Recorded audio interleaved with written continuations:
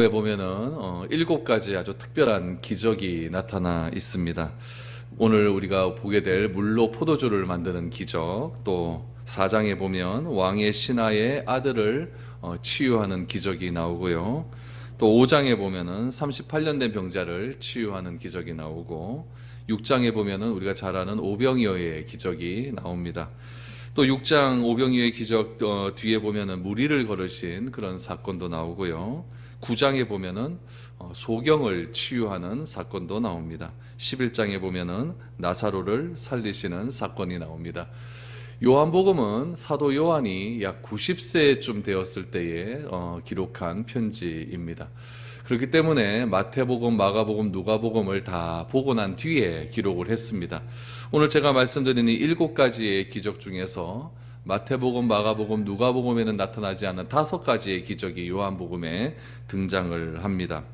물을 포도주로 만드는 사건, 왕의 신하를 고치는 사건, 38년 된 병자를 고친 사건, 소경을 치유하는 사건, 나사로를 치유하는 사건. 이 사건은 요한복음에만 등장하는 사건입니다. 그래서 이 요한복음은 다른 복음서와는 달리 다른 복음서를 또 다른 시각으로 바라보면서 하나님께서 행하신 이 놀라운 기적이, 예수님께서 행하신 놀라운 기적이 우리에게 어떤 의미가 있는지를 구체적으로 설명을 합니다.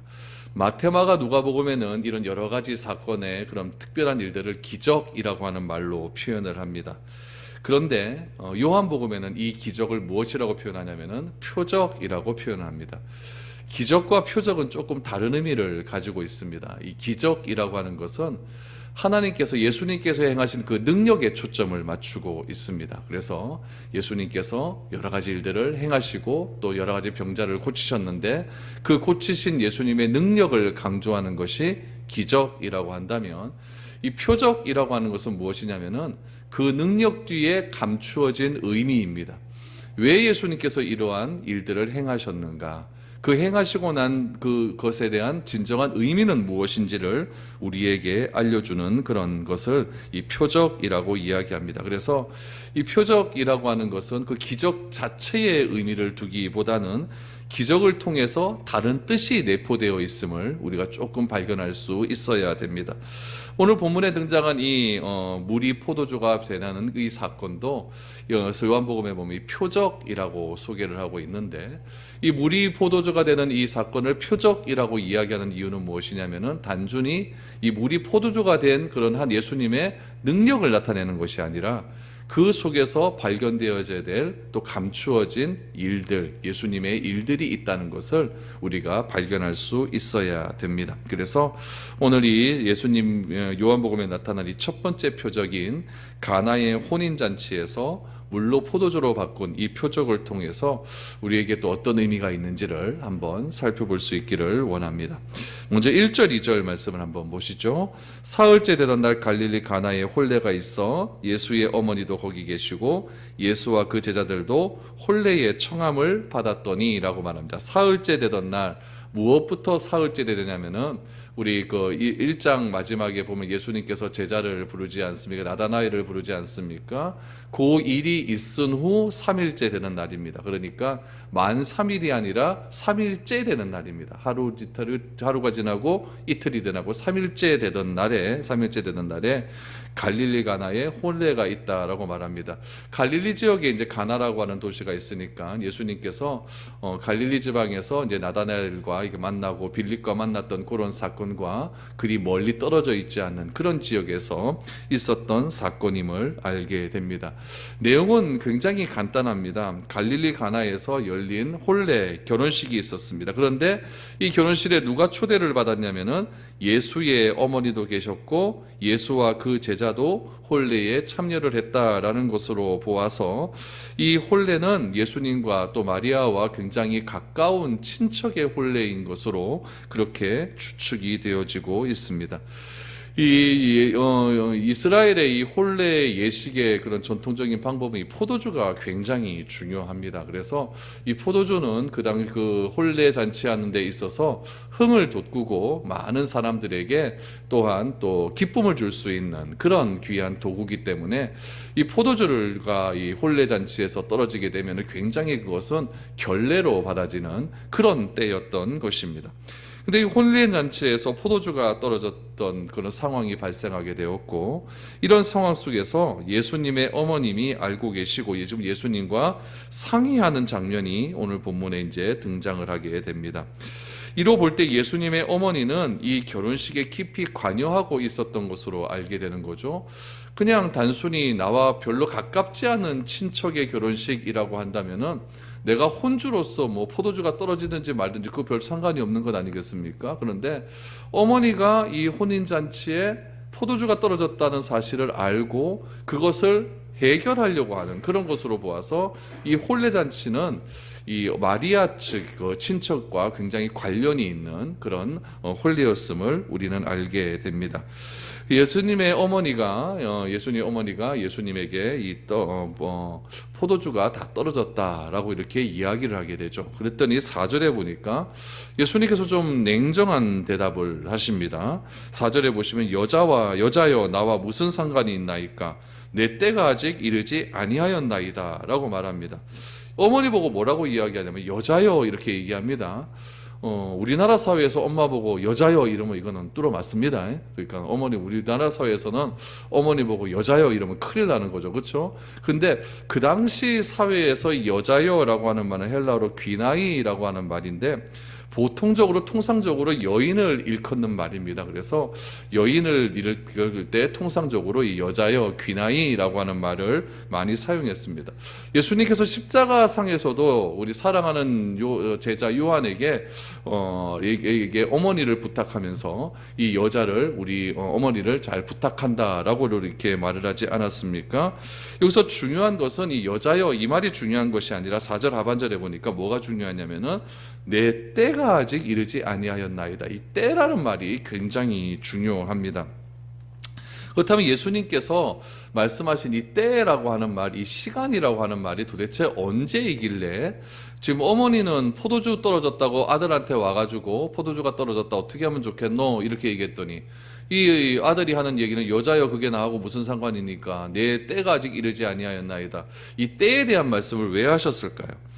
요한복음에 보면 이 때에 대한 이야기, 예수님의 이 때에 대한 이야기가 이 9번 등장을 하게 됩니다. 그런데 이 9번 등장하는 이 때가 3번은 언제 등장을 하냐면은 예수님의 때가 오지 않았다라고 하는 그때를 한 3번 정도 등장을 하고 나머지 6번은 이미 그때가 왔다라고 하는 그런 표현을 사용하고 있습니다. 그래서 이 9번의 이 때라고 하는 이 시간이라고 하는 개념을 잘 정리해 보면은 이 때가 언제임을 알 수가 있냐면은 예수님이 십자가에서 죽으신 그때임을 알 수가 있습니다. 그러니까 예수님은 뭐라고 말을 하냐면은 어머니 아직까지 내가 십자가에서 죽을 때가 다가오지 않았습니다 라고 이야기하고 있는 겁니다. 그러면서 이 결혼식장의 곤란함을 모른 척 하시는 것이 아니라 지금 무슨 이야기를 하냐면은 자신의 죽음을 미리 지금 예고하는 이야기를 지금 하고 있다는 이야기예요. 그래서 여러분 관점이 조금 지금 다르다는 것을 알고 있는데 어머니는 지금 무엇에 지금 많은 지금 시선이 들어지고 있냐면은 지금 내 앞에서 펼쳐지고 있는 현실에 굉장히 주목하고 있는 거예요. 결혼식장에 포도주가 없으니까 이거 좀 클 손님에 대한 결례거든요. 그러니까 이거를 어떻게 처리해야 되겠느냐라고 거기에 시선이 맞추어져 있는데 예수님의 시선은 어디에 맞춰 있습니까? 그것보다는 내가 이 땅에 왜 왔는가에 대해서 시선이 맞추어져 있는 거죠. 예수님이 이 땅에 왜 오셨습니까? 죽으러 오셨거든요. 무엇을 위해 죽으러 오셨습니까? 우리의 죄를 위하여서 십자가에 못 박히기 위하여서 죽으심으로 우리를 구원해 주시기 위해서 이 땅에 오셨다는 이야기죠. 그래서 예수님은 일단은 지금 현실의 문제가 지금 어머니에게 닥쳤음에도 불구하고 예수님은 지금 자기 자신이 온 목적을 지금 그 어머니에게 이야기하고 있다라는 이야기입니다. 그래서 예수님은 현실에 어려움이 있었음에도 불구하고 항상 머릿속에 담고 있었던 것은 무엇이냐면은 하나님께서 나를 이 땅에 왜 보내셨는가에 지금 목적을 맞추고 있는 거예요. 여러분, 우리는 어떻습니까? 우리도 그렇죠. 하나님께서 우리를 구원해 주셨잖아요. 하나님이 우리를 사랑해 주셔서 예수를 그리스도라 믿을 수 있는 믿음을 주셨잖아요. 하나님을 아버지라 고백할 수 있는 귀한 마음을 주셨잖아요. 또 그 마음을 주신 것도 감사한데, 이 미래로 교회라고 하는 교회에서 한 마음을 이루어서 함께 신앙생활할 수 있는 그런 귀한 은혜를 베풀어 주셨잖아요. 그것이 하나님께서 우리를 이 땅에 보내주신 목적이라는 이야기예요. 그런데 우리는 어떠냐면은, 우리 삶 가운데 조금만 어려움의 문제가 있으면, 오늘 마리아처럼 현실의 문제가 딱 닥쳐버리면은 내가 이 땅에 왜 왔는지에 대한 것은 다 잊어버립니다. 다 잊어버려요. 교회도 중요하지 않고 내가 구원받은 것도 중요하지 않습니다. 일단 뭐에 시선이 꼽혀 있습니까? 내 현실의 문제, 내 눈앞에 펼쳐져 있는 문제, 거기에 집중이 되어서 하나님과의 그런 관계는 다 날아가 버리는 때가 너무나 많이 있다는 이야기죠. 물론 예수님께서 우리 삶 가운데 현실의 문제를 외면하시는 분은 아닙니다. 그러나 중요한 것은 무엇이냐면은, 그런 현실의 어려운 문제가 온다 할지라도 하나님께서 왜 나를 구원해 주셨고, 하나님께서 왜 나를 이곳에 보내주셨고, 하나님께서 왜 이 세상에 나를 태어나게 해주셨고, 태어나게 하심으로 하나님께서 나를 통해서 이루고자 하신 일이 무엇인지를 분명히 기억하고 있으라는 이야기입니다. 예수님도 알고 있습니다. 어머니 외가 쪽의 일 아닙니까? 그러니까 현실의 문제가 급하다는 건 알고 있어요. 그러나 예수님한테 중요한 것은 무엇이냐면은, 물론 현실의 문제도 중요하지만은 하나님이 나를 이 땅에 왜 보내셨는가, 그것을 더 우선적으로 생각하고 난 다음에 현실의 문제를 해결해 주시는 모습을 보고 있다는 이야기입니다. 그래서 어머니는 그 느낌을 알았다는 이야기예요. 그래서 어머니는 무엇을 얘기하냐면은 5절 말씀해 보니까, 그의 어머니가 하인들에게 이르되 너희에게 무슨 말씀을 하시든지 그대로 하라라고 어머니가 그 하인들에게 말을 합니다. 예수님에게 포도주가 없음을 이야기하고 그가 무슨 말을 하든지 그대로 하라라고 하는 것을 보았을 때에, 예수님의 어머니는 예수님이 이 문제를 해결할 줄 알고 있었을까요? 모르고 있었을까요? 알고 있었다는 이야기예요. 아마도 예수님이 성령에 의해서 잉태하던 그때를 이 어머니 마리아는 기억하고 있었을 겁니다. 또 예수님이 12살 되던 해에 또 성전에 갔다가 길을 잃어버리신 적이 있지 않습니까? 그때 예수님께서 어디에 계셨습니까? 성전에서 그 성전 제사장로들과 함께 토론하고 있었던 때를 예수님의 어머니는 기억하고 있었던 것 같습니다. 그래서 이때까지 예수님의 어머니 마리아는 예수님이 진짜 하나님의 아들이고 성령으로 잉태되신 분이고 우리 삶의 어려운 부분을 반드시 해결해 주실 하나님의 아들이라는 것을 분명히 알고 있었던 것으로 기대하고 있었습니다. 그래서 하인들에게 말을 하는 거죠. 무엇이라고 이야기합니까? 무슨 말을 하든지 그대로 하라라고 이야기합니다. 지금 결혼식장에 벌어진 문제는 무엇입니까? 풍성하고 흥겨워야 할 혼인잔치에 포도주가 떨어지는 사건이 발생한 겁니다. 이건 요즘 말로 말하면 뭐냐면, 우리도 자식을 결혼시키고 우리 친척들 결혼식 갔는데 뷔페에 음식이 없는 거예요. 손님은 많은데 음식이 하나도 없는 거죠. 그런 상황이 지금 일어나고 있다는 이야기죠. 예수님의 어머님 마리아는 예수님이 이 문제를 해결해 주시고자 하는 마음으로 도움을 청하지 않습니까? 그런데 예수님은 이 상황이 자신과 무슨 상관이 있냐라고 말씀을 합니다. 기적을 행함으로 자신을 드러날 때가 아직 이르지 않았음을 말하고 있다는 이야기입니다. 현재의 문제만 생각하는 마리아와는 달리 예수님은 적절한 때를 생각하고 있는 겁니다.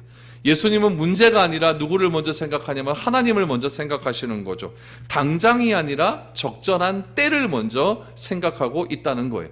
우리도 그렇잖아요. 돈이 없고 막 힘들고 어렵고 이러면 하나님이 좀 빨리 좀 해결해 주셨으면 좋을 것 같은데, 빨리 내 이 현실의 문제 빨리 해결해 주셨으면 좋을 것 같은데, 이게 빨리 해결해 줍니까? 하나님이 빨리 해결 안 해주거든요.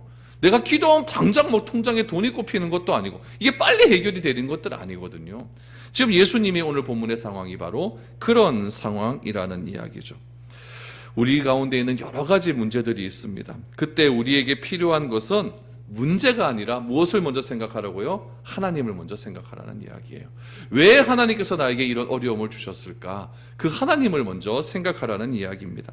상황이 급하다고 지금 내게 그 문제를 해결할 능력이 있다고 경솔히 행동하지 말고 과연 적절한 때인가를 먼저 생각할 수 있는 그런 안목이 필요하다는 이야기입니다. 그래서 오늘 본문에서 첫 번째로 알 수 있는 사건은 무엇입니까?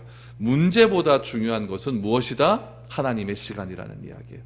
언제 우리 문제가 해결되는가? 언제 하나님의 문제가 해결되는가? 그것이 우리의 문제가 하나님의 시간에 의해서 해결되는가? 이것이 훨씬 중요하다는 것을 우리에게 말씀을 해 주시고 있습니다. 두 번째는 무엇입니까? 주님을 따르는 삶이 훨씬 중요하다라는 이야기입니다.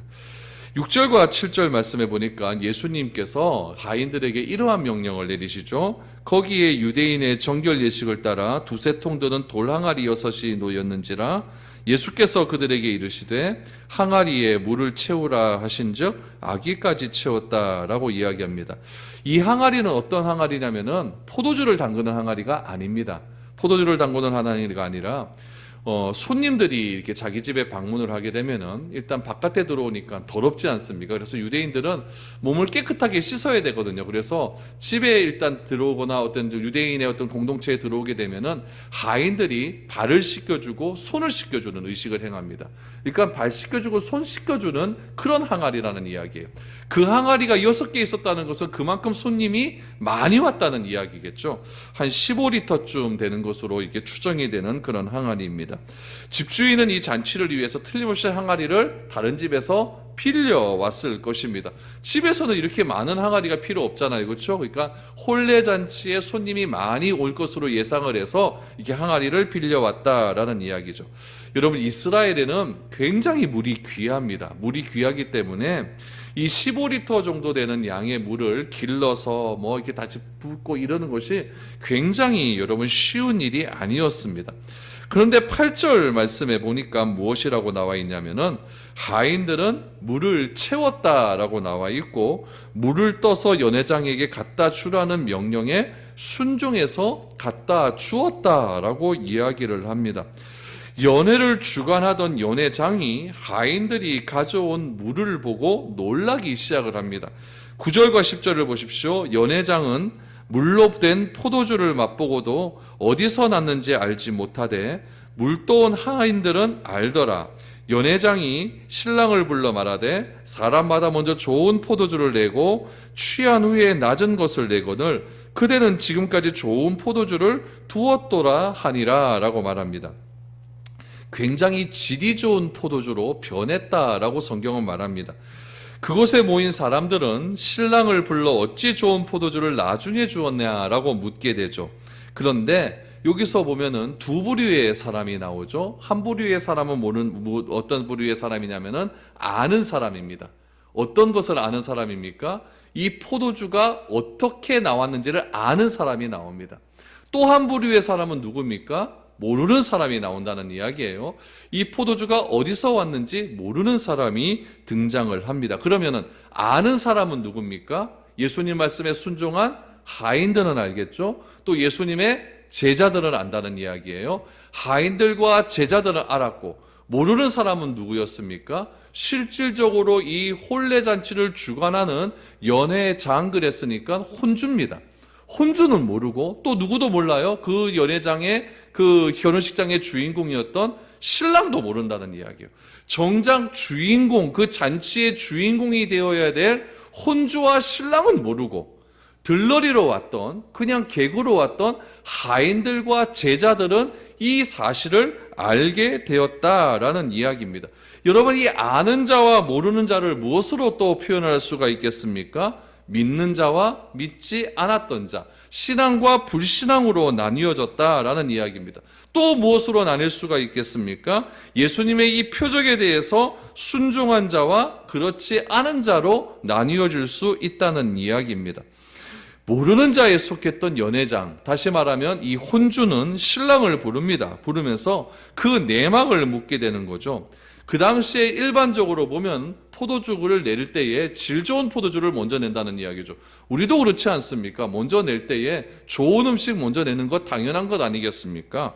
그래서 이 당시에도 질 좋은 포도주를 먼저 내고 난 다음에 어느 정도 취하면은 이게 포도주가 좋은지 뭐 안 좋은지 모르는 상태가 될 것 아닙니까? 그래서 처음에는 질 좋은 포도주를 내고 그 뒤에는 조금 그거보다 질이 떨어지는 포도주를 내는 것이 일반적인 상식이었는데, 지금 오늘 이 잔치집에는 정반대의 상황이 일어났다는 거죠. 다른 식으로 표현을 한다면 무엇이냐면은, 지금 연회장에서 포도주를 제일 먼저 내었을 때 그 포도주는 그 사람들이 가지고 있는 제일 좋은 포도주였다는 이야기예요. 근데 뒤에 나온 예수님께서 변화시킨 그 포도주는 그 사람들이 내었던 가장 좋은 포도주보다 더 좋은 포도주가 나오게 되었다는 이야기죠. 여러분, 이 혼례잔치에서 놀라운 일이 일어나갔습니다. 그것은 물이 포도주로 변화되는 그런 일이었습니다. 그런데 이 기적을, 이 표적을 경험하는 것이 반드시 믿음이 자라나게 하는 것은 아니었다라는 것을 우리는 기억합니다. 여러분, 우리가 예수님을 따를 때에 필요하면 예수님께서 우리에게 기적을 보여주실 때도 있습니다. 기적을 경험하게 하시고 그 기적을 경험하게 하심을 통해서 더 깊은 신앙으로 이끌어 가실 때도 있습니다. 그때 그 일을 행하는 분이 누군지 알지 못한다고 한다면 상황을 이해하지 못하고 혼란을 겪을 것입니다.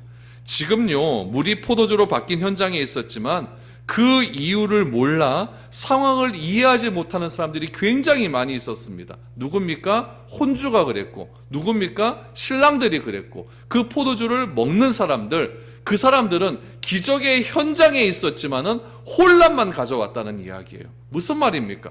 우리가 신앙생활하면서 무엇인지 모르고 하나님이 누구신지도 모르고 정확히 어떤 신앙의 어떤 본질도 모르는 상태에서 기적만 자꾸 간구하다 어떻게 기적이 나에게 와서 그 기적이 체험으로 드러나 버리면은 그 기적이 나에게 무슨 의미를 주는지 혼란만 가져된다는 이야기예요.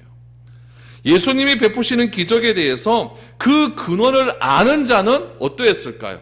그 근원을 아는 제자들과 하인들은 어떠했을까요? 예수가 누구신지 분명히 알았을 겁니다. 그러나 모르는 자들은 기적의 현장에 있었음에도 불구하고 혼란만 가져낸다는 이야기죠. 예수님은 때로는 기적을 통해 더 우리로 하여금 깊은 신앙으로 나아가도록 이끄시는 분입니다. 그러나 기적을 가까운 곳에서 경험한다고 해서 예수님을 더 알게 되고 예수님을 더 잘 믿게 되는 것은 아니라는 이야기예요. 많은 사람들은 자신이 기적을 경험하게 되면은 예수님 더 잘 믿을 것 같고 내 믿음이 더욱더 자라날 것 같고 더 예수님을 잘 섬길 수 있을 것이라고 착각을 합니다. 그러나 실제로는 그렇지 않습니다. 예수님을 따르는 수많은 무리들이 있었습니다. 예수님은 그분을 따랐던 무리가 기적을 경험하고도 그분이 누구신지 모르고 떠나는 것을 굉장히 안타까워하셨습니다. 그래서 우리가 이런 얘기 많이 하잖아요. 팬입니까? 제자입니까? 그냥 팬으로 예수님을 따라다닙니까? 아니면 내 모든 것을 다 바쳐서 주님의 참된 제자로서 예수님을 따르고 있습니까? 요한복음 12장 27절 말씀에 보면 이런 말씀이 있습니다. 이렇게 많은 표적을 그들 앞에서 행하셨으나 그를 믿지 아니하니. 많은 기적이 일어납니다. 많은 표적이 일어났습니다. 그것을 수많은 사람들 앞에서 행했습니다. 그럼에도 불구하고 예수님을 그리스도로 믿지 않는 사람들이 태반이었다는 이야기예요. 그러면서 예수님이 얼마나 안타까워하셨을까요? 기적을 통해서 잘못된 길로 인도할 거짓 그리스도와 선지자들이 일어난 것도 예수님은 그래서 경고하시고 있다는 이야기입니다. 여러분, 신앙생활할 때에 내가 기도에 귀한 응답을 받고 응답으로 기적 같은 일들이 일어나는 건 참으로 내 신앙생활에서 바꿀 수 없는 귀한 경험들일 수 있죠. 신앙적 체험이 얼마나 귀하고 귀합니까? 그러나 그것만 말하면 틀림없이 여러분 문제는 일어난다는 거예요. 내게 필요한 기적을 언제 어떻게 베푸실지는 예수님 그분께 맡겨야 된다는 이야기예요. 그래서 예수님이 말합니다. 아직 때가 이르지 않았다. 아직 때가 이르지 않았다. 여러분, 기적이 내가 기도할 때마다 매번 일어납니까? 그렇지 않잖아요. 내가 하나님에 대한 지식과 그 지식을 통한 믿음이 많이 자랐다 그래도 여러분, 우리의 믿음은 시시때때로 흔들립니다. 높아졌다가 낮아졌다, 높아졌다, 낮아졌다. 그렇잖아요. 그러다가 내가 다시 하나님의 그런 믿음을 가지고 다시 올라갈 때가 언제입니까? 말씀 붙들고 진짜 하나님은 살아계시구나, 하나님이 어떤 분이신지 바로 알 때 내가 잘못되었구나, 그런 것을 알고 내 믿음이 다시 회복되는 경험을 하지 않습니까? 근데 기적은 어떻습니까? 어떤 기적을 딱 경험해서 내가 믿음이 딱 자랐어요. 근데 또 믿음이 또 떨어질 때가 있을 것 아닙니까? 그렇죠? 기적이 나를 평생 내가 붙들고 있는 것 아닙니까? 그 떨어질 때 기도한다고 또 기적이 일어납니까? 아니에요. 그러니까 기적만 붙들고 신앙생활하는 사람들은요, 이게 잘못된 길로 갈 수밖에 없어요. 처음에는 기적 갖고 내가 신앙생활 시작했는데 다음에 또 그런 기적이 또 안 일어나거든요. 그럼 뭐라고 이야기합니까? 나는 안 된다. 자꾸 이상한 곁길로 가다가 이단으로 빠지는 경우가 얼마나 많이 있습니까? 여러분, 중요한 것은 기적이 아니라 무엇이 중요합니까? 하나님에 대한 철저한 순종이 중요한 거예요. 하나님을 아는 것이 중요한 겁니다. 여러분, 기적만 바라지지 마시고 하나님을 더 깊이 알아갈 수 있기를 바랍니다. 그럴 때에 우리의 믿음은 진정한 믿음으로 성장을 할 수 있는 것입니다. 세 번째를 보시기 바랍니다. 예수님은 떨어진 포도주를 다시 채워주시는 기적을 통해서 혼인잔치가 풍성해질 수 있도록 그렇게 만들어 주셨습니다. 이 땅에서 지금 예수님의 이 혼인잔치는 지금 아주 기쁨의 잔치였겠지만은 장차 우리가 천국에 가서 경험해야 될 그 어린 양의 혼인잔치와는 비교할 수 없는 그런 잔치겠죠. 하늘나라에서는, 제 천국에서는 더 기쁜 잔치를 주님께서는 지금 준비하고 있습니다. 그리스도인의 삶은요, 이 땅에서 고통당하는 것으로 끝나지 않습니다. 천국의 잔치가 기다리고 있다는 것을 우리는 반드시 기억해야 됩니다. 그래서 이 놀라운 표적에 대해서 11절에서 이렇게 마무리를 하고 있습니다. 11절을 보십시오. 예수께서 이 표적을 갈릴리 가나에서 행하여 그의 영광을 나타내심에 제자들이 그를 믿으니라. 결국 가나 혼인잔치에 기적의 표적을 내신 이유는 무엇입니까? 제자들의 믿음 때문입니다. 예수님이 영광을 나타내셨고 그 결과 제자들이 믿었다라는 이야기입니다. 이는 표적이 암시하는 중요한 내용이 있다는 이야기죠. 기적은 뭐라고 했습니까? 예수님의 능력의 표점을 맞추어 있다면 이 표적은 뭐라고 했죠? 이 놀라운 사건을 통해서 예수님께서 무엇을 우리에게 주시려고 하는가, 거기에 집중을 해야 된다라고 말씀을 드렸습니다. 그렇다면 이 11절 말씀을 통해서 이 가나안 혼인잔치를 주신 이 두 가지의 의미가 무엇인지를 먼저 생각을 해야 됩니다. 첫 번째는 무엇입니까? 11절 하반절에 보니까 누가 믿었다? 제자들이 믿었다라고 하는 것으로 보아서 우리들도 제자들과 같은 믿음을 갖기를 원하신다라는 이야기입니다. 제자들과 같은 믿음을 갖기를 원하신다. 두 번째는 무엇입니까? 예수님의 영광입니다. 예수님이 이러한 영광으로 우리에게 믿음을 주신다는 이야기죠. 우리 요한복음 1장 14절 말씀을 한번 그 앞에 한번 다시 보십시오. 뭐라고 나옵니까? 말씀이 육신이 되어 우리 가운데 거하심에 우리가 그의 영광을 보니 아버지의 독생자의 영광이요 은혜와 진리가 충만하더라 라고 말합니다. 예수님께서 이 표적을 통해 나타내신 영광은 무엇이겠습니까? 예수님 자신이 하나님이라는 거예요. 그가 말씀이 육신이 되어, 이걸 뭐라고 하죠? 성육신이라고 이야기하잖아요. 성육신 하신 하나님께서 우리 가운데 나타나심으로 그 은혜와 진리가 충만하다, 이거를 알려주기를 원하시고 있다는 거죠. 그러므로 이 표적의 결과는 여러분 그냥 물이 포도주가 됐다, 이게 아니에요. 이게 아니라 이 표적의 결과가 예수님이 누구신지 몰랐던 그 제자들로 하여금 믿음을 가지게 해주셨고, 그 믿음을 주신 예수님이 누구라는 이야기입니까? 곧 하나님이라는 것을 우리에게 알려주기를 원한다는 이야기죠. 그래서 요한복음 1장 19절에서 22절 말씀에 보면은 질문을 하나 하지 않습니까? 유대 지도자들이 세례 요한에게 사람을 보내어서 묻잖아요. 뭐라고 묻습니까? 내가 그리스도냐? 내가 메시아냐? 내가 엘리야냐? 아니면 선지자냐? 모세냐? 이렇게 묻지 않습니까? 그리고 우리가 읽은 물로 포도주를 만든 사건은 이 질문에 대한 답이라는 거예요. 무슨 답입니까? 세례 요한이 그리스도가 아니라, 세례 요한이 메시아가 아니라 물로 포도주를 바꿀 수 있는 능력의 그분이 바로 그리스도시고, 그분이 바로 메시아이시고, 그분이 바로 모세보다 더 능력이 많으신, 율법보다 더 크신 분이라는 것을 우리에게 해답으로 말씀을 해 주시고 있다는 이야기입니다. 그래서 우리가 이 물로 포도주로 만든 이 사건은 단지 물이 변하여 포도주가 됐네, 물이 변하여 포도주가 됐네, 아이들이 부르는 그냥 복음성가에만 있는 것이 아니라, 이것은 우리에게 믿음을 주시기를 원하시는 것이고, 이것을 바꾸신 그분이 누구라는 이야기입니까? 곧 하나님이라는 것을 우리에게 말씀해 주시고 있다는 이야기입니다. 그래서 이러한 모든 것들을 통하여서 오늘 본문 말씀은 예수님의 어머니인 마리아의 믿음을 우리에게 다시 한번 말하고 있습니다. 이 어머니 마리아의 믿음은 어떤 믿음입니까? 자신의 삶에 어렵고 힘든 상황이 있었을 때 누구를 찾아갑니까? 예수님을 찾아간다는 이야기예요.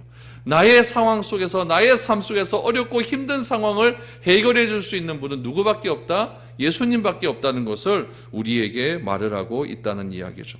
또한 하인들의 믿음은 어떻습니까? 자신들의 직분에 충실합니다.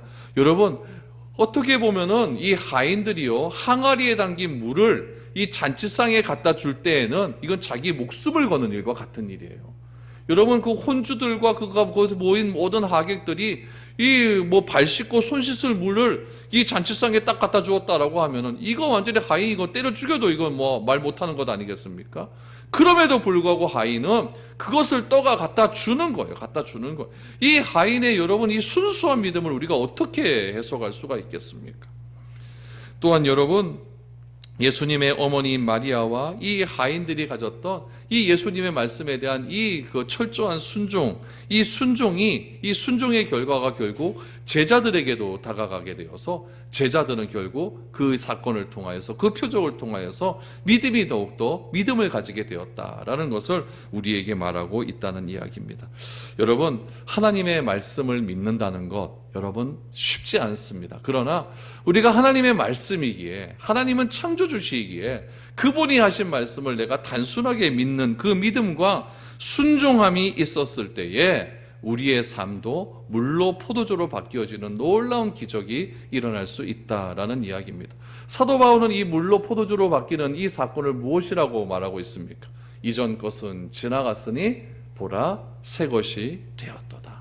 우리는 새로운 피조물이 되었다라고 말하지 않습니까? 이 사건이 여러분, 물이 변하여 포도주가 되는 놀라운 기적에 우리에게 임한 그런 표적이라는 사실을 꼭 기억할 수 있기를 바랍니다.